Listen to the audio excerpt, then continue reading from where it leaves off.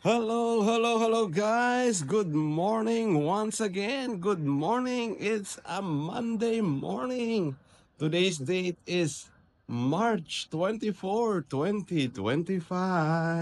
So welcome guys. This is our day 24 of my Ramadan fasting journey. So welcome guys. Ayan. Nakaka 24 days na po tayo. Medyo mabilis ang panahon at matatapos na rin yung ating Ramadan fasting journey. So guys, for all you know, I am fasting from 5 a.m. to 7 p.m. daily for the whole month of Ramadan. So thank you guys for joining me and welcome to my vlog. So daily po tayo nagba-vlog for the whole month of Ramadan sa mga activity natin from morning to evening. Ayan.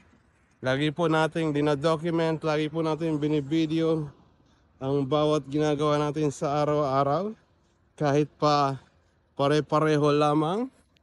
Although may mga pagkakaiba din lalo sa gabi.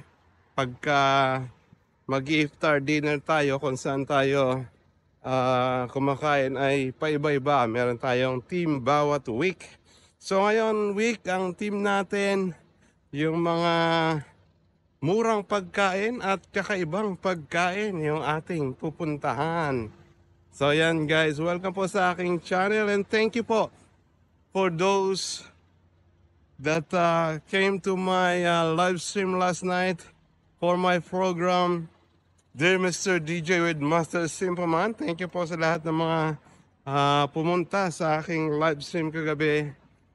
At maraming salamat sa lahat ng mga nagsasubscribe at nanonood ng aking video. So guys, I am heading to Burjuman Metro Station. Doon tayo sasakay papuntang Business Bay. Ayan. Para doon tayo mag-abang sa ating company service. So guys, see you later. This has been your host, Master Simpleman. Welcome to the Day 24 of my Ramadan fasting journey. So, guys, see you later. Bye-bye. So, hello guys. Welcome back. Narito naman inyong host, Master Simpleman. Welcome at tayo nga ay nandito na sa Business Bay. So, the same pa rin. Papakita natin kung ano ang status ng ating location. So yan guys, ang Business Bay ngayon. Ayan, meron naglilinis na. May ilan-ilan na nakaupo doon. Ayan, pa ilan-ilan. So parang tatlo pa lang yata kami.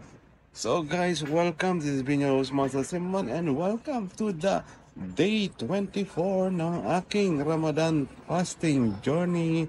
So nandito tayo ngayon sa aking tambayan, syempre, sa tabi ng basurahan. So yan guys, dito po ako naghihintay lagi araw-araw kapag may work. Dahil dito yung ating antayan ng company service papuntang opisina. Dahil ang aking pong work ay 1 hour pa mula dito sa Business Bay Metro Station. So kapag nag-aantay tayo, syempre, ang ginagawa lang natin ay magsulat sa aking diary, which is called A Diary of My Life by Simpleman. So dito ko po sinusulat yung araw-araw na nangyayari sa akin, pati na itong aking Ramadan fasting journey. So as in lahat under the sun, dito ko po sinusulat lahat ng mga secrets at lahat ng kung ano man pwedeng mangyari at lahat ng aking mga iniisip at nararamdaman sa aking buhay. So yan guys, so see you again later guys. At sana po ako ay inyo subscribe sa aking channel. See you guys, bye-bye. Hello guys. Ayan, welcome once again. This has been your host, Master Simpleman. Narito na tayo sa aking opisina. So ayan, medyo maaga tayo ngayon, kaya pugak-pugak pa, inaatokamte pa. Wala pa naman yung ating alagang pusa, kaya mamaya pa tayo magkakaroon ng feeding program pagdating niya. So guys, this has been your host Master Simple and welcome to the day 24 of my Ramadan fasting journey. Ang time ngayon ay 7:05, so magtatrabaho muna tayo from 7 a.m. to 1 p.m. So see you guys mamaya ulit pag uwi na. See you guys, bye bye. So hello guys, welcome once again. Ayan, 1 p.m. na naman po. At ang 1 p.m. ibig sabihin uwi na. So guys, welcome to my Ramadan fasting journey. It's now day 24 of my Ramadan fasting. So guys, uwi na tayo. Finally, it's Monday. Medyo nakakatamad pero natapos natin yung araw at makakapagpahinga na rin tayo. So unang araw ng linggo ngayon. So medyo mahaba-haba pa. Pero malapit na rin matapos yung ating Ramadan fasting. So guys, thank you very much. This has been your host, Master Simon. See you later pagbaba ko sa Burjuman Metro Station. See you guys. Bye-bye. Hello guys. Welcome back. Welcome once again. This has been your host, Master Simpleman. Nagbabalik tayo. Ito po ang inyong host. At tayo ngayon ay nasa day 24 na ng ating Ramadan fasting journey. So guys, today is Monday, March 24, 2025. So konting kembot na lang. So ayan guys, ngayon po ay kalalabas ko lang sa Burjuman Metro Station. Kung kanina tayo ay papasok, ngayon man tayo ay pauwi na. So guys, ayan, the time is 2:30 p.m. So ayan, matutulog lang ako pagdating ko, syempre as usual. The same din ang ginagawa natin sa araw-araw sa buong Ramadan fasting natin. So yun, pahinga tayo at tulog ng 3 p.m. to 7 p.m. So mamaya po ang ating iftar dinner. At kung saan tayo kakain, yun ay malalaman nyo mamaya dahil iba't ibang lugar ang ating kinakainan, iba't ibang restaurant at iba't ibang pagkain ang sinusubukan natin. At saka natin nire-rate yung kanilang pagkain. So mamaya, saan kaya tayo kakain? Mamaya, malalaman nyo. O sige guys, ako muna yung magpapahinga at kita-kits ulit tayo mamaya paggising ko ng 7 p.m. at pag iftar dinner na tayo. So see you guys. Thank you very much. And please guys, don't forget to like, share, and subscribe to my channel. Especially sa aking YouTube, TikTok, Twitch, Pico Live account, Instagram, Facebook at Kumu Live account. So see you guys. Nice meeting you all. Bye-bye. Hello guys. Welcome back again. Welcome once again. Ito po ang inyong host, Master Simpleman. Welcome to the day 24 of my Ramadan fasting journey. So guys, ngayon po ay kagigising lang natin at katatapos lang maligo at nagbihis. So tayo ngayon ay mag-i-iftar dinner. So time is 7 p.m. at tayo ay kakain na finally. So guys, abangan nyo kung saan tayo kakain mamaya pagbalik ko. Pero sige guys, isa lang mabilis ito dahil medyo maingay dito sa kalye. Maraming dumadaang sasakyan. Mamaya na lang ulit guys pagdating ko doon sa aking kakainan ng iftar dinner. So see you guys later. Bye bye. So hello guys. Welcome once again. This has been your host, Master Simpleman. At nandito nga tayo sa Alsif Street. So tayo ngayon ay mag-i-iftar dinner at ang napili nating puntahan ay itong Wokyo Noodle Bar. Yeah, Wokyo, yun ang Wokyo. So dito tayo kakain guys. Itatry natin yung kanilang pinagmamalaking noodles. So tara guys, this is a Japanese restaurant. So susubukan natin yung kung masarap ba yung kanilang pagkain. So see you guys sa loob. Tara, pasukin natin ang Wokyo Noodle Bar. So, hello guys. Welcome once again. This is being your host, Master Silverman. Nandito tayo sa loob ng Wokyo Noodle Bar, isang Japanese restaurant malapit sa creek ng Alsi. So guys, ito yung kabuuan ng Wokyo Restaurant. Ayan, itutur ko lang kayo. Ayan. So, maganda yung ambience niya. Pero medyo nandito lang tayo sa gitna. Kaya hindi kasi punuan eh. So, marami yung customers niyo, kaya medyo nasa gitna tayo. So guys, mamaya babalikan ko kayo pag dumating na yung in-order natin. See you guys, bye bye. So hello guys, welcome once again sa aking vlog. Ito po ang inyong host, Master Silverman. Welcome to my day 24 ng aking Ramadan fasting journey. At ngayon nga, nandito tayo sa Wokyo Noodle Bar, isang Japanese restaurant malapit dito sa harap ng Alsi. So guys, ngayon ang in-order natin ay ito. Ayan, Sapporo Ramen. Tapos meron dumplings, matcha, at meron pa ibang doon. So ayan, yan yung ating i-rate ngayon na pagkain dito sa Wokyo guys. Tingnan natin kung masarap, paulit-ulit ba, or hindi na tayo babalik. So sige guys, mamaya subukan natin yung kanilang pagkain. See you guys, bye bye. Ayan, so welcome once again guys. This is being your host, Master Silverman. Narito pa rin tayo sa Wokyo. Ayan, katatapos lang natin mag-iftar dinner. At nakita niyo naman, ayan yung ating medyo siya, parang dinaanan ng bagyo. Ayan. So, parang siyang nalimas. So guys, dito sa Wokyo yan, i-rate natin yung kanilang pagkain. Medyo yung yung ambience niya. Maganda yung place niya.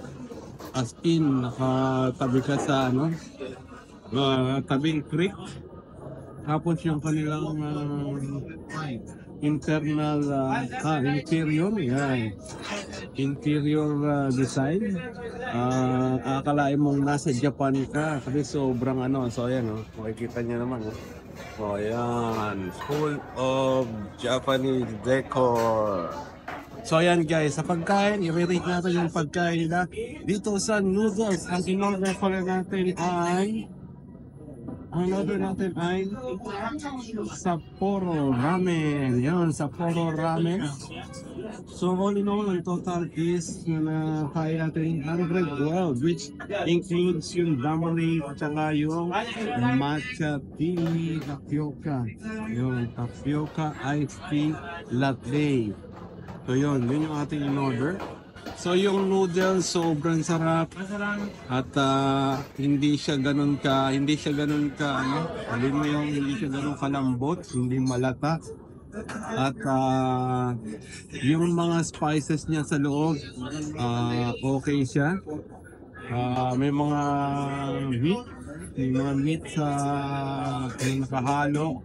Tapos yung servings niya sobrang dami, as in na parang siya, parang sobra siya para sa isang tao. So tapos dinagdagan ko pa ng dumplings. Dumplings is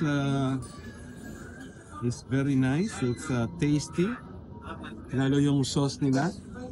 Yung matcha tea, kanina medyo nagkamali yung straw sa akin, na nabigay sa akin yung maliit na straw, pero pinalitan naman, so okay din yan. So yung tea, okay, normal tea naman siya, masarap din siya. So all in all, I recommended to eat it. Kaya siguro maraming kumakain dito. At dahil unang-una maganda yung place. Pangalawa, maganda yung ambience sa loob. And pangatlo, as in yung quality ng pagkain, tamang-tama sa presyo niya. Sakto sa presyo niya. Siguro kung sasabihin mo medyo mahal, kasi yung nagastos ko is 112 for a meal. Pero yung quantity at quality naman ng pagkain is sobrang compensated yung price. So kumbaga, yung binayad mo is mabubusog ka talaga, masasarapan at hindi mo sasabihin na lugi sa presyo. So guys, I am recommending this Wokyo Noodle Bar dito sa Alsip, along Alsip. So paglagpas lang ito ng Starbucks sa bandang dulo na siya. Malapit sa creek, yan. Sa tabi ng creek, medyo hindi na maganda yung naging pwesto natin dahil kanina pagpasok natin punuan, so walang masyadong space, walang masyadong available slot, so kaya dito tayo napunta for a single. Pero kung mapupunta ka sa mga may mga upuan na yun, yung parang pang Japanese, Japanese area. Tapos kung pwede ka rin mapunta doon sa mismong tabi mismo ng creek, yan. So maganda doon, kung doon ka napunta, mas maganda doon yung magiging pwesto mo. Pero okay lang dahil food naman yung pinuntahan natin para i-rate. So guys, that's it for me. So I am recommending this Wokyo Noodle House para sa mga gustong mag-try ng mga noodles nila. Marami pa silang available na pagkain, hindi ko lang syempre makukorda dahil minsan ako. So all in all, it is recommended and it is satisfying. Lalo na kung mahilig ka sa noodle. So guys, that's it for me. This has been your host, Master Simpleman. Welcome to the day 24 of my Ramadan fasting journey. So see you guys later mamaya pag uwi natin. Thank you guys. Bye-bye. So hello guys. Welcome once again. This has been your host, Master Simpleman. Welcome to the day 24 of my Ramadan fasting journey. So guys, nakaka 24 days na po tayo. At ngayon nga ay pauwi pa lang tayo sa ating bahay ngayong gabi. At katatapos lang natin mag-dinner sa Wokyo, isang Japanese restaurant. Kakaiba kasi yung lugar niya. Medyo maganda yung place niya kaya pinuntahan natin. So masarap naman yung kinain natin. Na-satisfied tayo. Kaya ni-recommend natin siya dahil masarap naman talaga yung pagkain na in terms of noodles. So ayan guys, patapos na naman ang araw.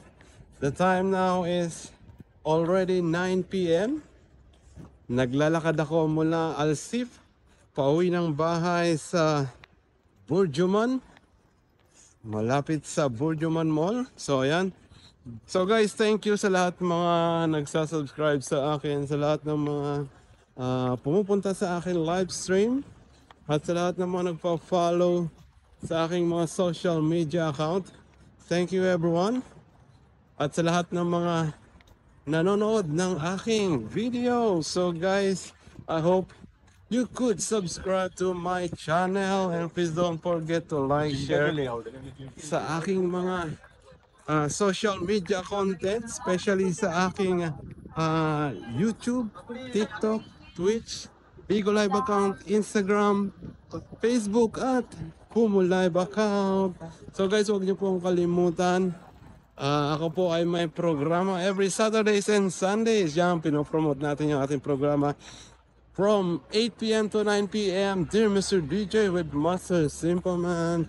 So kahapon nga, karoon tayo ng programa. Sa magandang letter yung ating binasa kahapon.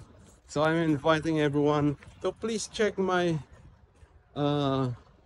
social media account. Stalk nyo po ako sa aking mga social media account para makita nyo yung mga videos na pinopost ko sa lahat ng aking mga social media account. So guys, medyo nabusog tayo ngayong araw. Siguro kailangan natin minom ng tea pag-uwi ng bahay para medyo bumaba yung ating kinain. Sa sobrang dami na nakain natin, medyo mabagal tayo maglakad ngayon. So ayan, wala naman masyadong kaganapan pagtapos ng dinner. Dahil pauwi na lang tayo at matutulog din naman tayo.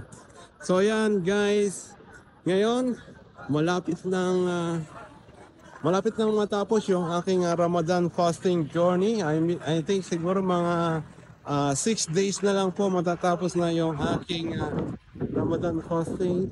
And tayo naman ay mag-i-eat na naman. So holiday yon. Hopefully magkaroon tayo ng mga 3 days holiday off. So sana malaman natin kung ano yung schedule natin.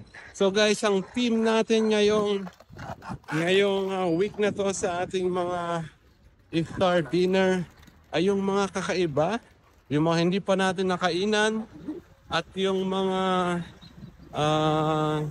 murang pagkain. So ayan. So hopefully see you again next time, next vlog, siguro tomorrow once again. So guys, for all you know, I am fasting every day from 5 a.m.